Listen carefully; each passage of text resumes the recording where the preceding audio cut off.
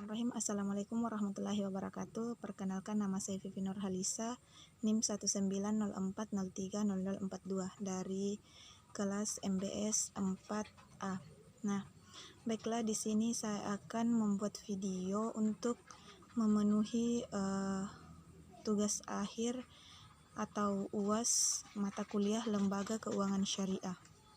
Nah, baiklah, di sini saya akan menjelaskan mengenai salah satu lembaga keuangan syariah, yaitu Modal Ventura. Nah,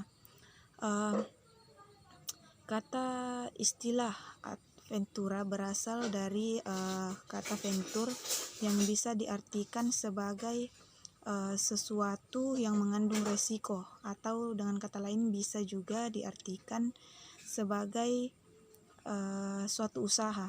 Nah, kemudian modal ventura syariah merupakan bisnis pembiayaan dalam bentuk penyertaan modal ke dalam suatu perusahaan yang menerima bantuan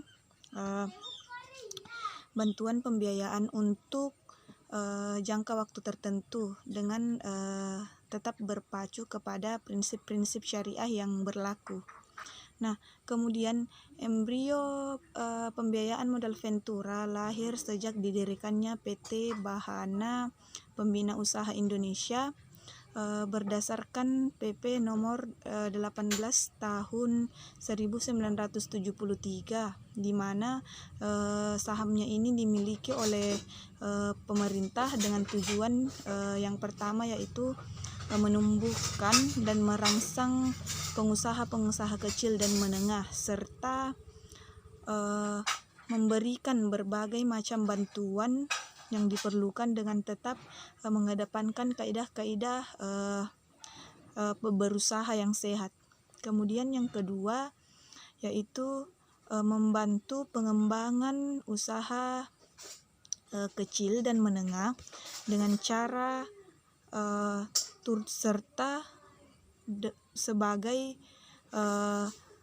penyertaan modal pada pada perusahaan yang didirikan. Nah, kemudian pengembangan modal ventura di Indonesia dimulai sejak tahun 1973 dengan didirikannya PT Bahana Pembina Usaha Indonesia, yang saat itu status kelembagaannya itu termasuk dalam lembaga keuangan bukan bank, yang kegiatannya itu terutama membiayai pengembangan usaha-usaha yang ada.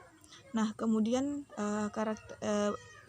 modal ventura memiliki beberapa karakteristik. Yang pertama, yaitu pembiayaan modal ventura ini bersifat investasi aktif. Kemudian karakteristik yang kedua, yaitu merupakan investasi dengan perspektif investasi jangka panjang.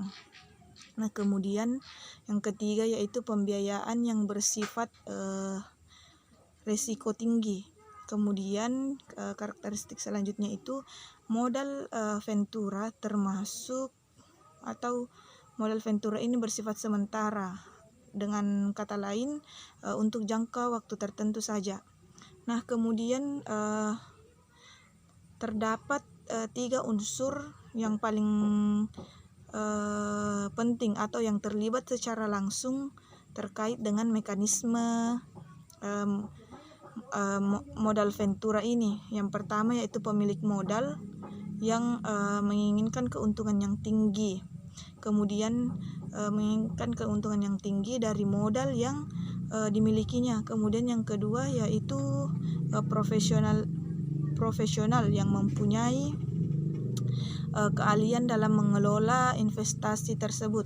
Kemudian yang ketiga, yaitu perusahaan yang membutuhkan modal untuk mengembangkan usahanya. Nah, perusahaan yang dibiayainya ini disebut perusahaan pasangan usaha. Nah, kemudian selanjutnya yaitu mengenai tujuan modal ventura. Modal ventura ini memiliki beberapa tujuan. Yang pertama, yaitu memungkinkan dan mempermudah perusahaan untuk didirikan, atau dengan kata lain memungkinkan dan mempermudah untuk mendirikan perusahaan yang baru. Kemudian tujuan yang kedua yaitu memperlancar mekanisme investasi dalam maupun di luar negeri. Nah, kemudian yang ketiga yaitu membantu terwujudnya dari hanya suatu gagasan menjadi produk yang dapat dipasarkan. Nah, kemudian manfaat dari modal ventura itu sendiri yang pertama yaitu kemungkinan berhasilnya usaha itu lebih besar. Kemudian yang kedua meningkatkan kapabilitas. Kemudian yang ketiga meningkatkan atau memperoleh keuntungan yang lebih besar. Nah, kemudian sumber dana modal ventura. Nah, terdapat beberapa sumber dana modal ventura.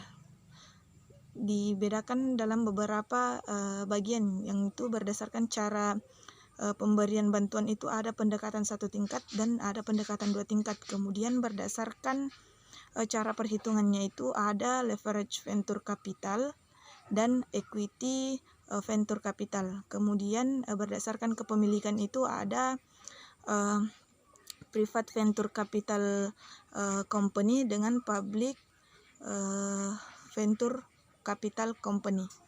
Mengenai pola pembiayaan modal ventura, di mana yang pertama yaitu pola pembiayaan langsung, di mana perusahaan modal ventura membiayai langsung PPU yang sudah atau akan berbentuk badan hukum. Nah, kemudian yang kedua yaitu inti plasma, di mana perusahaan ini membina beberapa perusahaan plasma dalam suatu wadah usaha. Kemudian pola yang ketiga yaitu pola payung, di mana bentuk pembiayaan yang diberikan kepada suatu perusahaan itu dimiliki oleh beberapa orang. Nah, mungkin itu saja yang dapat saya sampaikan. Kurang dan lebihnya mohon dimaafkan. Wassalamualaikum warahmatullahi wabarakatuh.